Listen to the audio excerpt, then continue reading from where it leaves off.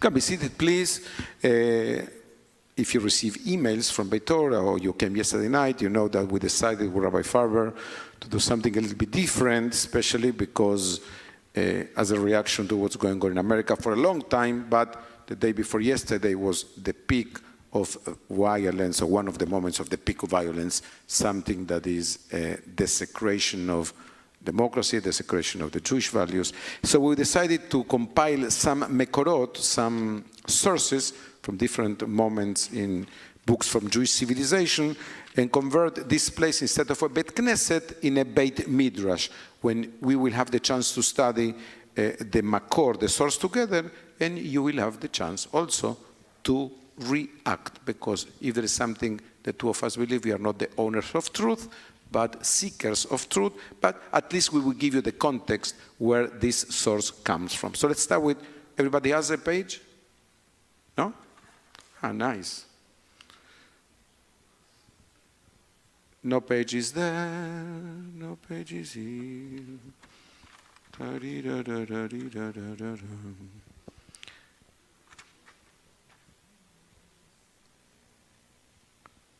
It's coming to the right.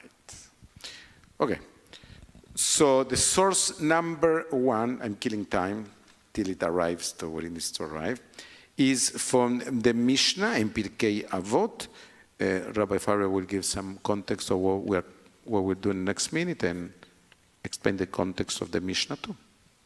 Okay, so we have obviously many sources that deal with debate, disagreement, machloket, which is even a stronger word than disagreement. It's very strong dialogue and disagreement, which is part of the whole Jewish dialogue. The whole Talmud is based upon Can I interrupt? Because it's a dialogue. You mentioned the word machloket. Mm-hmm. In the middle of the word machloket is the word chelek. Chelek means a part. Mm-hmm.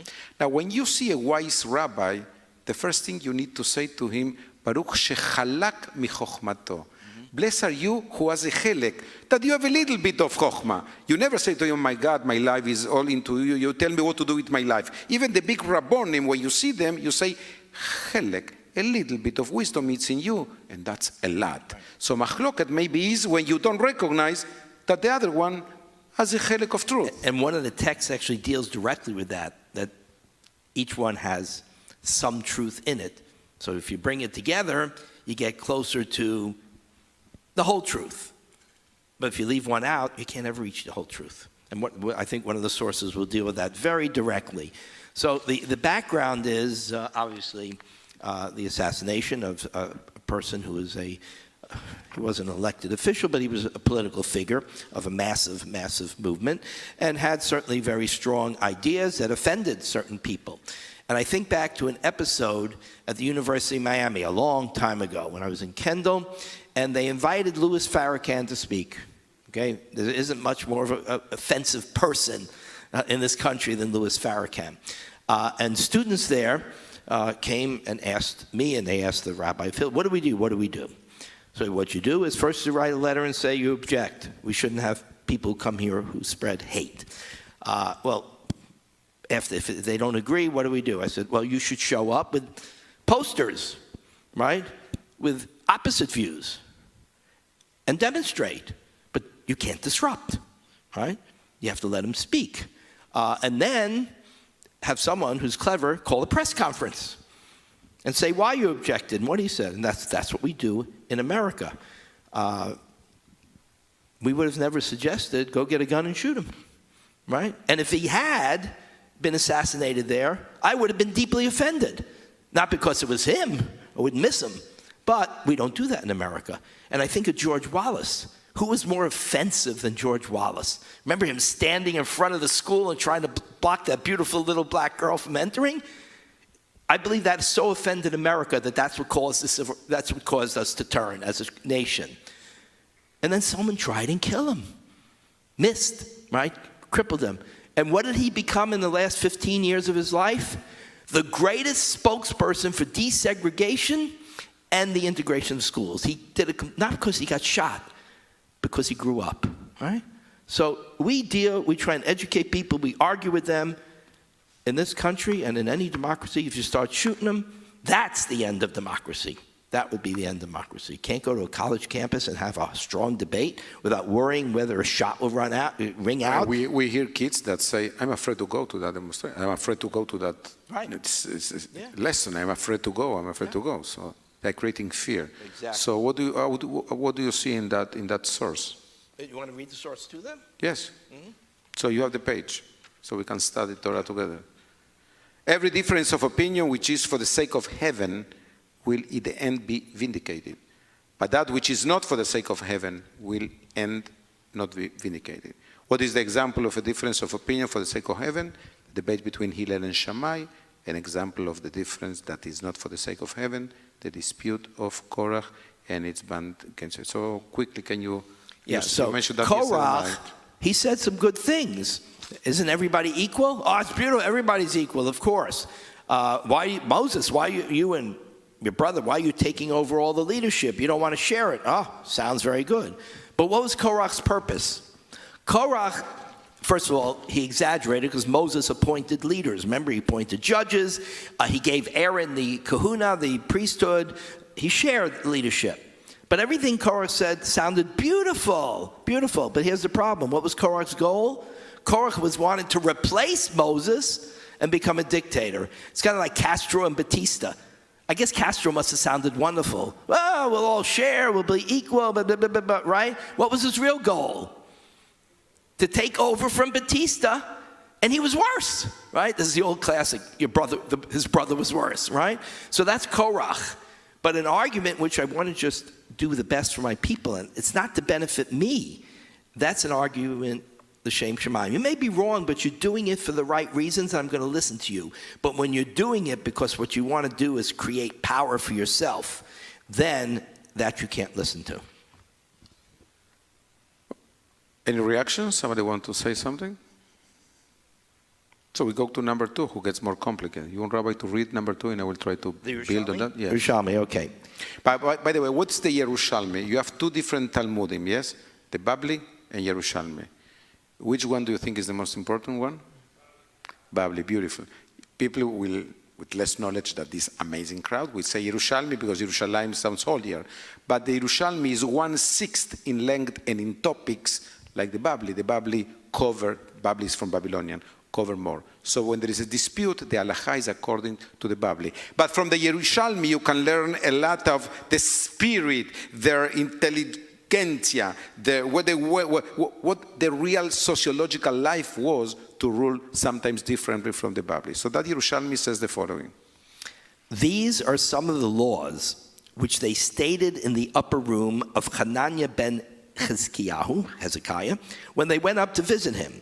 They took a vote, and the house of Shammai outnumbered the house of Hillel. And 18 rules did they decree on that very day. And that day was as harsh for Israel as the day on which the golden calf was made. Worse than the golden calf. So what was it? Rabbi Yehoshua of Anaya taught, the disciples of the house of Shammai took positions down below and killed disciples of the house of Hillel.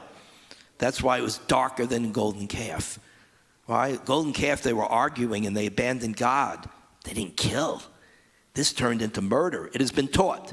6 of them went upstairs, and the rest of them took positions with swords and spears. This is so kind, so beautiful. Rabbonim, they're killing each other. Now, you will imagine that the Rabbonim in the Talmud say, ¿Cómo estás? Do you need anything? You will have tea, it's called. They kill. Now, some rabbis will say they killed them spiritually. So let me just build this. Let me give an example from Argentina that I experienced firsthand. The Congress needed to have a vote about there was a famous agreement between the previous government and Iran, yes? And the Congress needed to vote. We enter in an agreement with Iran. Imagine an agreement with Iran.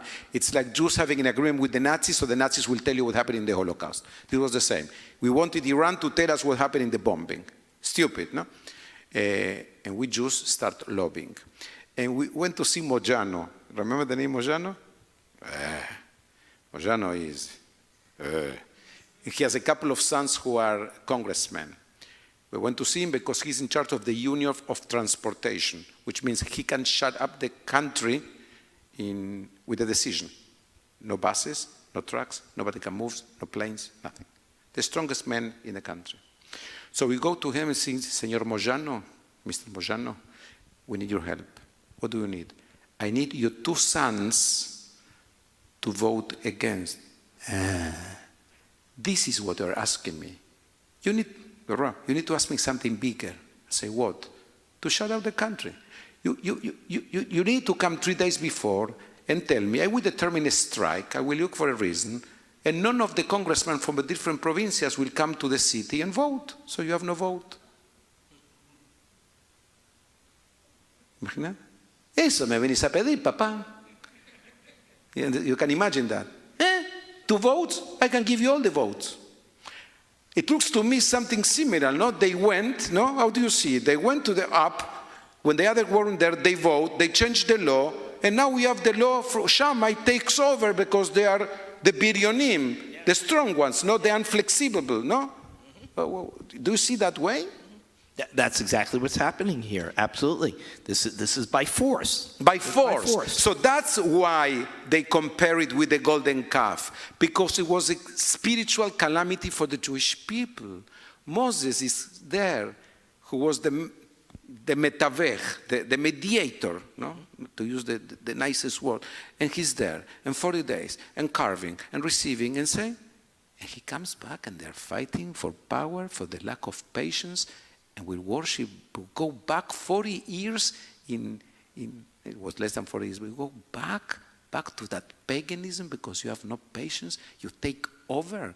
So they compare that moment between Beth Hillel and Beth Shammai by the force, like going backwards spiritually. Because even if nobody was killed, the idea of harmony and dialogue was killed.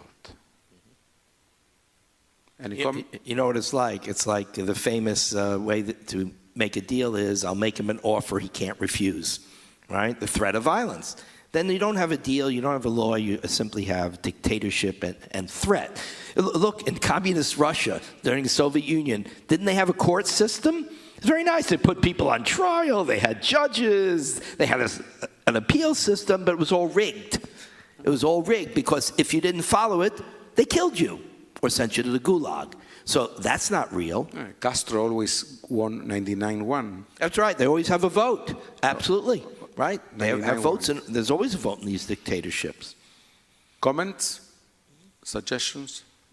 No? Opposing? Power, yeah. But I think that there is a difference between power and authority. Moses is exercising authority. Correct. Yeah, so what was suggested for those in here, there's authority and power are different. Moses is exercising authority, and Korach wanted to use power. And the same thing here. This is not authority, this is power, right? Now, what's interesting is a very important concept, and it's how we do it in America. When the Supreme Court historically, we know, has made some very terrible decisions. Back when they decided a black person was, only 2/3 of a person, whatever it was, that crazy, crazy decision. All right, 3/5 it was? Okay. So we look back and say, oh my God, what a horrible decision. But at the same time, we would have been incredibly offended if somebody went up and tried to assassinate a Supreme Court justice because they made a bad decision. Because you have to follow the authority. If you don't, your country falls apart. What you do is you fight to get a new Supreme Court they'll make a better decision, right? And that's how it is in the Torah. It says, Acharei Rabim Latot. Follow the majority. It doesn't say they're right. When the rabbis voted and they made a decision, this is the halacha. There's one famous case where they make the halacha, and then God says to them, excuse me, that's wrong. The other guy was right. And you know what they say to God? Shtok. Quiet. Get out of here. This is not your business, God. You told us we go by the majority. Don't mess it up. Don't mess it up. We're going to go by the majority, even though God said the majority was wrong. And then God says, Nitzchuni banai. My children, they defeated me. They're right. They're right. So It's authority. Once the authority breaks down, then the entire system collapses. And that's what's happening here. This was power and not authority. Excellent. Yes, I will deviate just for a second because I'm impressed when you mentioned the word shtok. Shtok means silence. Stop talking. There's another moment in the Gemara that they use the word shtok, and it's when Rabbi Akiva died in terrible pain and with achzariut, cruelty. No? This blood, his flesh. And so somebody asked, Zot Torah vezot schora? This is the Torah and this is the reward? And God said, shtok, which means I will never give an answer why evil happens in this world. You will need to figure it alone. I'm not the source of evil. I'm not doing that. I just cannot stop that because there is a rule where people need to treat people with respect. That's why you have freedom and liberty.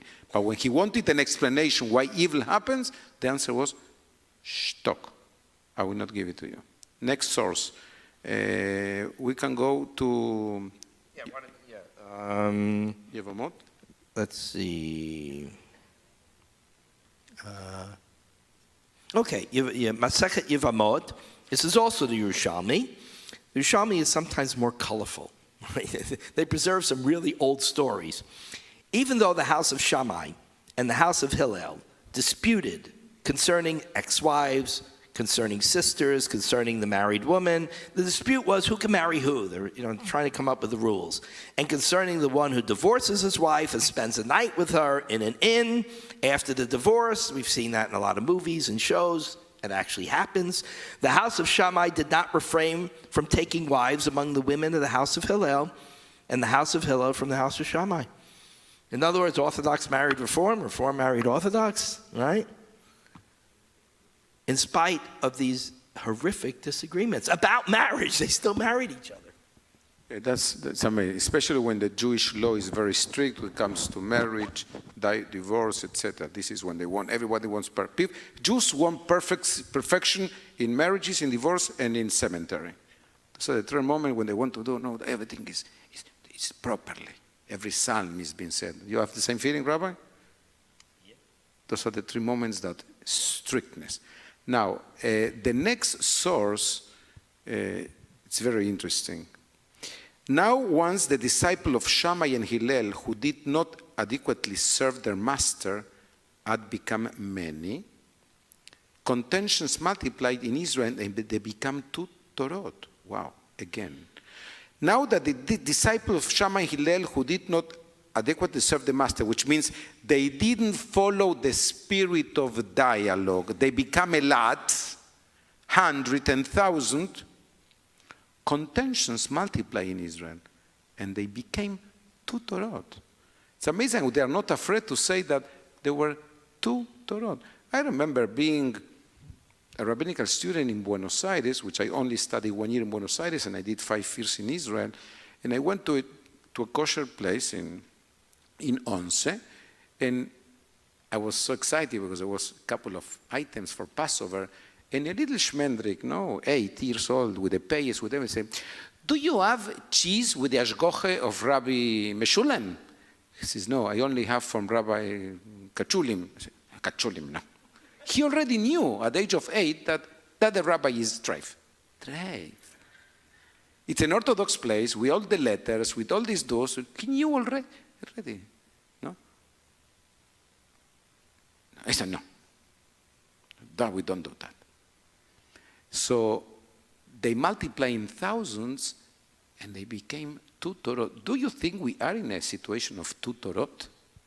We're in that situation right now. Absolutely. This is what you described. This hashgacha is not good. That hashgacha is good.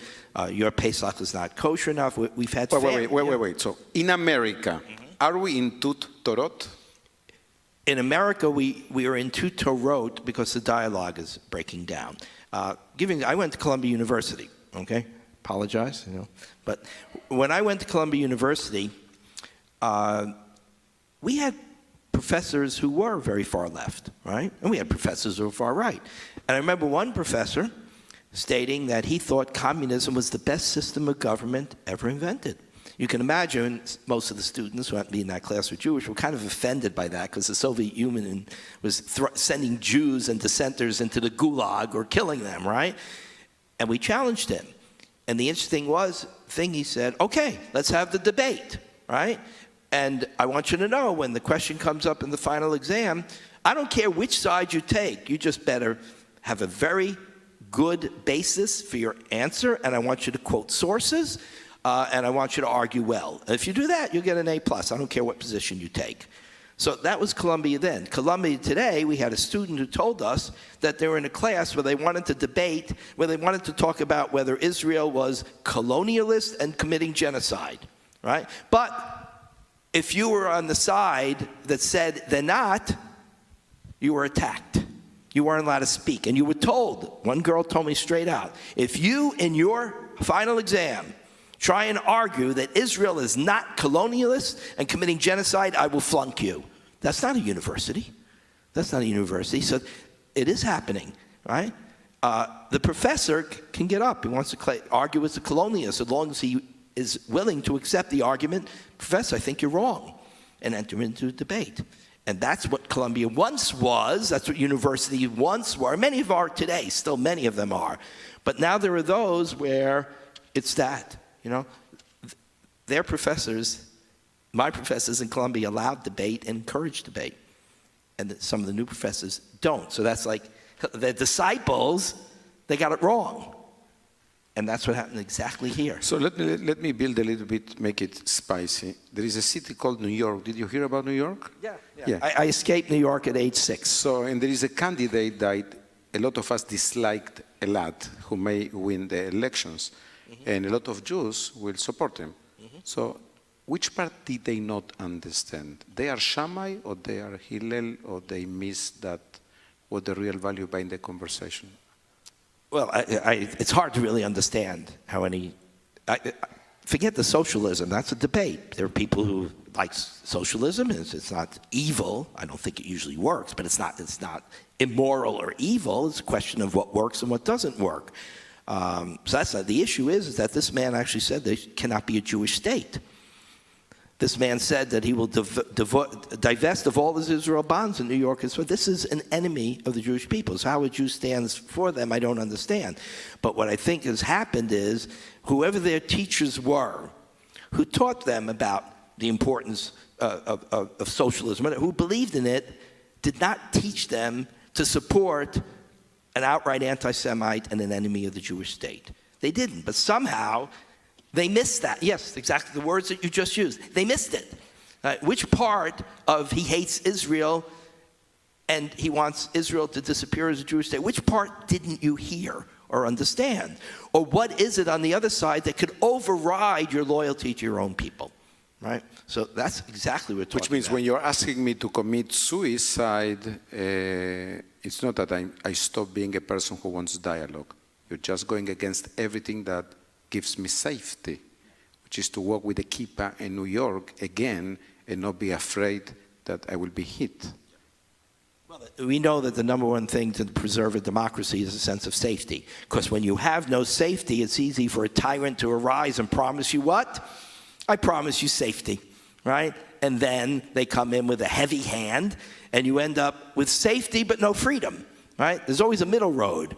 But when you have no safety, that's the greatest danger to a democracy, because people will do anything to be safe. So no, this is what I talked about. Remember, I began with saying curses are more of a motivator than blessings. So the blessing is democracy. The curse is not be able to walk in the streets, right? That's scarier to people than losing democracy. Because if you're alive and lose democracy, you can restore democracy. But if you're dead, you can't. So the fear of crime and a feeling of a lack of safety, which only exists in certain parts, but key parts of our country, allows for tyrants to rise and promise us something that we desperately need. And while we're doing that, we're losing the very democracy that we're trying to preserve. Amazing. Yes, Rabbi. It's Shabbos, so we really can't talk exactly about a computer. But when I'm on a computer, I can change what's the volume level that's coming out on the computer. I now move that to the ladder. The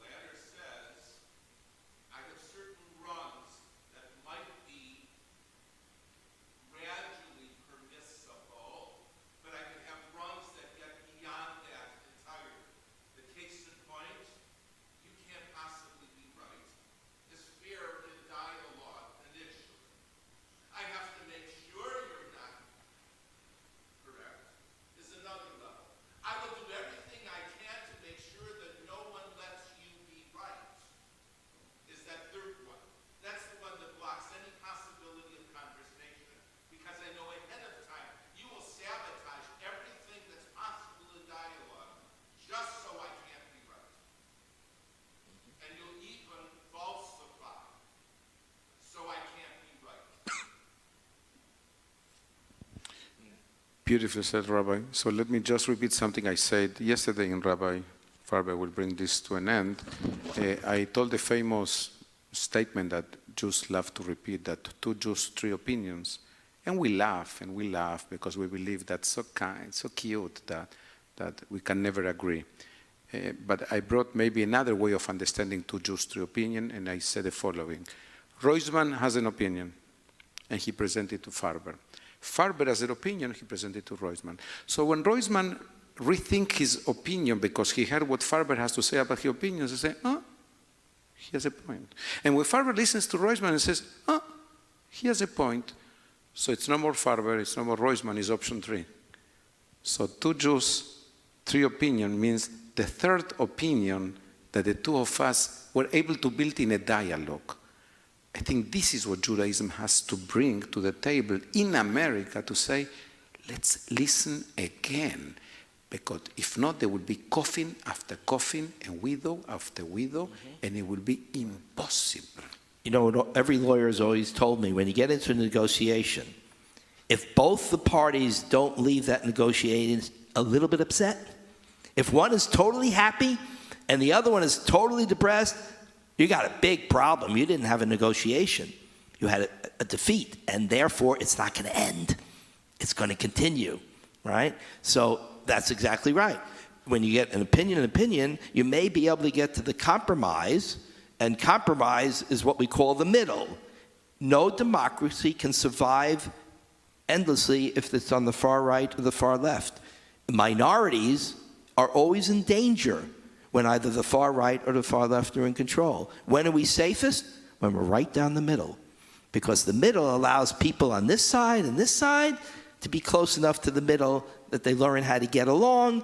Everybody's a little bit unhappy. Everybody has some happiness. And we say, okay, isn't perfect, but we're close enough. We can keep this family together, right? Keep this synagogue together, keep this state together, keep the country together. That's what we can have. At the UN, you have the opposite. You have complete lies, distortions, and in the General Assembly, the power of that vote, that fake majority vote, that has created the UN nothing but war in this world. They've never brought peace to the world because they never walked down the middle. And that has something.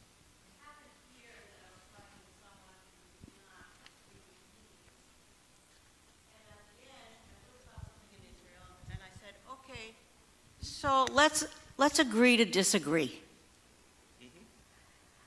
And the answer was, oh no, I have to convince you. And that's where dialogue breaks down, when they don't want to allow you to have a different opinion. And that's what's happening, and I hope it changes. Absolutely. Excellent analysis. Yeah.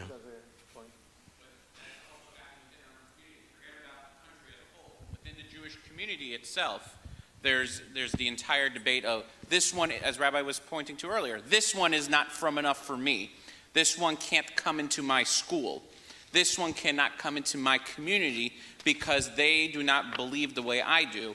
Rather than being a pluralistic society, we can't have a middle. We have to go one way or the other rather than building that pluralistic middle, which is the biggest problem that we have in this country right now and in our own community, right?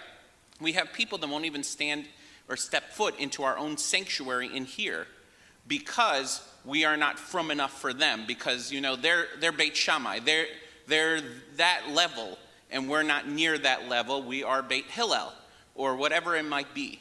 So it's the entire, it's not just political removal of the middle, it's also the religious removal of the middle also. Absolutely. Very true. Yes. Thank you, Mitch. Thank you. Yes. 3 points. Tres. So they can. Point number 1, we invented democracy. The Jewish people invented democracy.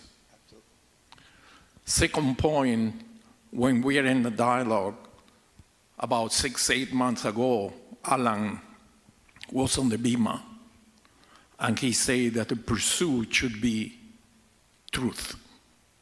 And I learned that, and it stayed with me. And the third point is when Rabbi Farber talks about Colombia today forcing an answer, what will happen with those graduates when they become teachers and will teach this hate, which you mentioned 2 weeks ago, irrational hate? Just So what says is we have a lot of homework to do. Thank you to all the comments. I remember the story in the Shoah when there was a grandma who saw the tanks coming to her village. She took a stick and she confronted them. And she walks and they come in front of her and she goes and she says, Bobbe, they will kill you. And she walks. They will kill you. And she walks. They will kill you. And she walks. And she said, they may kill me, but it will be clear in which side I am. Mm-hmm. So answering to Mitch is, it will be clear in which side we are. They say that when Shammai and Hillel had so many students that lost the essence of who the two schools were, everything collapsed. And we are now reaping all that situation of so many students that lost the message. We will continue doing what we are doing the best, which is opening with Beit Torah to all the opinions, to listening to all the opinions, and making clear which are the values that are eternal and non-negotiable. Just one thing, going back to George Wallace, which impacted upon me greatly because we grew up in the South. I mean, Miami wasn't exactly South, but we're in the South. So George Wallace had a great impact upon us, negatively at first, of course, and then very positively at the end. So people think he changed his mind because he became a cripple, because he was shot in the spine and lost the use of his legs and was in a wheelchair the rest of his life. He explained later that's not why. What happened was he lost, and schools were desegregated, and we became much more of an integrated community, and the black community got its civil rights. And he saw it, and he said, actually, this works pretty good. This is really just better for the country. He just realized he had never seen it before. He'd only grew up with segregation. He thought that's the right way. That's the better way. He really believed it. Then he saw, I was wrong. Because he saw it, right? If we go back into the 60s, 70s, even into the 80s and 90s, the opposition to gay marriage in this country was huge. The percentages were like 70, 80%, right? And people opposed it. But then we won. And then people saw gay marriage and gay families and said, you know something? It's pretty good. It's much better. I was wrong, right? So to take it to this horrible event, I understand that people were deeply offended that Charlie Kirk opposed gay marriage. They were, but he's 31 years old. When Barack Obama was running for president, he opposed gay marriage. I'd be very upset if somebody had shot him because of that.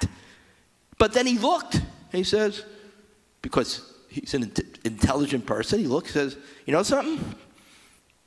That's wrong. This gay marriage thing works. It's better for our country. It's better for people. It's compassionate. It makes sense. And he changed his mind.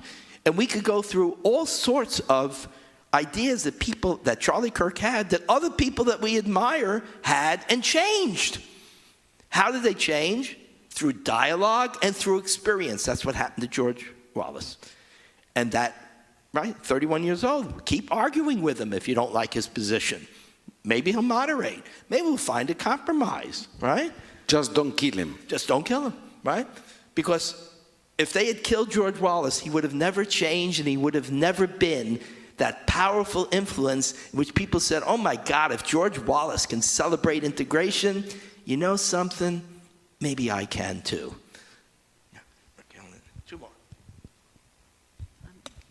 Mitch, thanks for your comments and for everybody's comments. And rabbis, you're both preaching to the choir here. Well, you know, we all agree with you, but what happens when all of our rabbis from all the denominations get together? Why can't you talk to, how can you make a decision? Because we're all going to follow you in whatever you say, but what happens to the other rabbis? So I They would also have a following. Why can't we all get together and respect each other? I mean, it's up to all of you, Yeah. the ones we look up to make it better for all of us. Number one, Raquel, thank you for the comment. And coming for you, it means a lot. So let me tell you my personal experience. I'm only 38 and a half years a rabbi, and I was invited like 15 times by lay people saying, I have an idea. You, a Shabbat, and a reform, and we talk about all the topics. I say, tell me when. I know in the beginning that they will never come. Tell me when. Tell me the day. And then, or the opposite. They go there and they say, and he said, yes, I will do it. And they can't. Tell me one time that you saw a panel of rabbis from different denominations that instead of talking about transportation in Miami, they can talk about ideology. It never happens. Because you need to have eyes for others, so maybe the other have something to say. I adore the rabbi across the street. I adore him. I'm not talking about across more. We went to Israel together. I can learn from him. Yesterday he was in my community, Kid-Ank, and my daughter saw the holy. Imagine from that to have a dialogue about halacha. Okay, that's a different realm. They don't do that. Option one, they don't believe in it. In this case, I think he strongly believes. Number two, other Chabadniks are watching. And you become a real Chabadnik, a real Orthodox when you say no. Because to say no in the name of religion gives you power. To say yes may show some weaknesses. So that's why there is only monologues and not dialogues. By the way, I have asked the other rabbis, why don't you do that? Why? He says, we can't go to your shul. We can't because it's a law. It's in the law. It's in the Torah. Is it written anywhere? No, there is for sure a law. They never heard about the Holocaust, that Reformed, Conservative, Atheist, they all met there. In October 7 also. Right. They all met in October 7. This is the real law. The rest is commentary.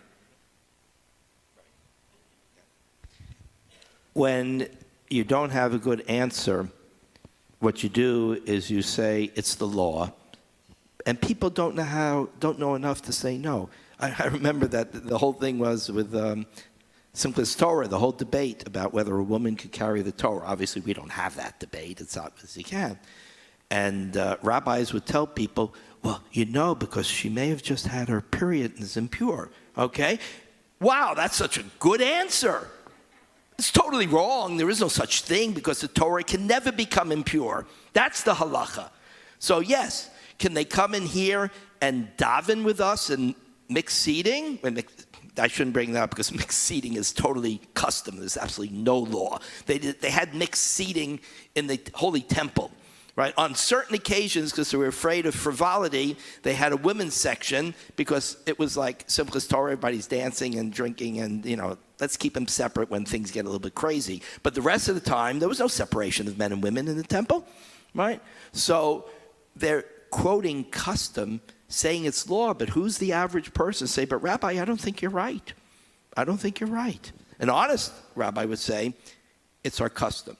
So if it's only a custom, and that used to be years ago, Orthodox rabbis, when we had joint events, would come in here and be with us for the service. They had already davened. That's okay. They davened alone because they didn't want to daven in a mixed minyan. And we'd invite them to speak, and we understood they couldn't use a microphone, so we asked everybody to come closer, and they stood there away from the microphone and spoke. But coming in, walking into the building was never an issue. When I was growing up, it was never an issue. It became an issue. So if it was never an issue, could the two rabbis that I grew up who were Orthodox from very, very serious yeshivas, could they have all been wrong? Could Rabbi Lipschitz, who was a student of Rabbi Soloveitchik and one of his prize students, we know he was a genius, he could have been a scholar, could he have been wrong? No, it's a difference of custom, and they took the customs and they've made it into a barrier and a law, and it's a terrible distortion. I didn't forget, you had your hand.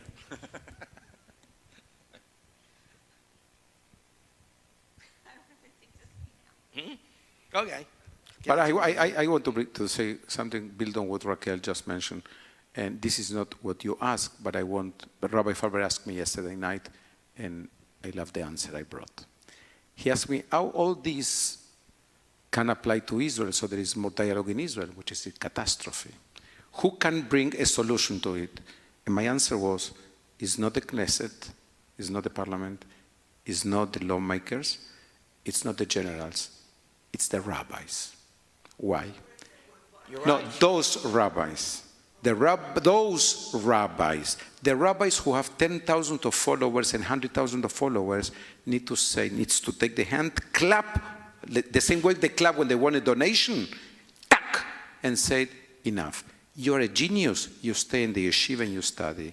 And you're a little bit shvach, you will go and serve in the army. Because if not, you're creating a generation of idiots who know nothing. Not to write, not to read, not to do math, and they will always be living in poverty.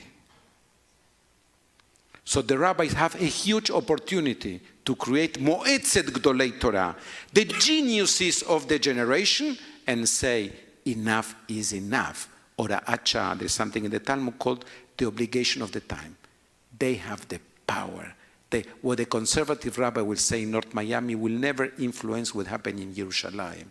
But if 10 big machers in Jerusalem say, it's too much, 80% is sustaining my 20%, and they're growing in numbers, and they have more kids, and there's no more money to give them and they will always live in poverty.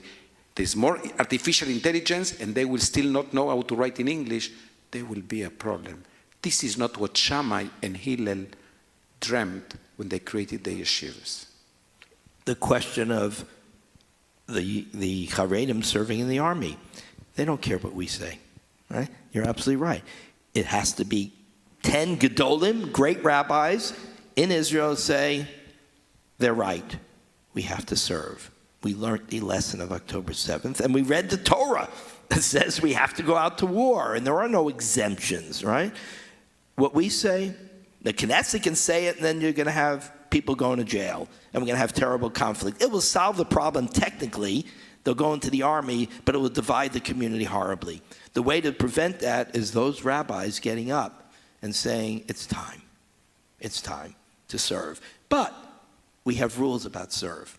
Can you make sure that they serve only in a men's unit and the girls only in the girls' unit? Or can you make sure that unless there's an actual war, you're going to let them honor Shabbat? Kashrut is already taken care of, right? So they've done that.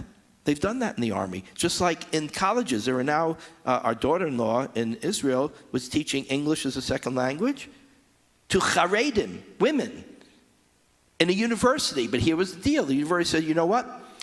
We'll have the class off campus because we know you're not comfortable coming on campus. The girls don't dress properly. The boys approach you. We understand. It will be on a separate a separate place. And your teacher will be a woman. We won't send a man teacher. And if the men want to learn, we'll send a man teacher, not a woman teacher. And they said, that's good, thank you. We've got a deal. And they started to learn English as a second language. Why? Because they wanted to get a job. And they knew they needed English. And they did that. And they're doing that with computer classes for Haredim. So if the rabbi gets up and says, yes, you can go to college, but these are the deals, and the college says, we'll make it work for you, what do you got? What you just said. You got one opinion, we got together, wow, we found the Shvil HaZahav, we found the middle of the road. That's the only way to solve it without breaking Israel community and society into two. And to these words, let us say, Amen.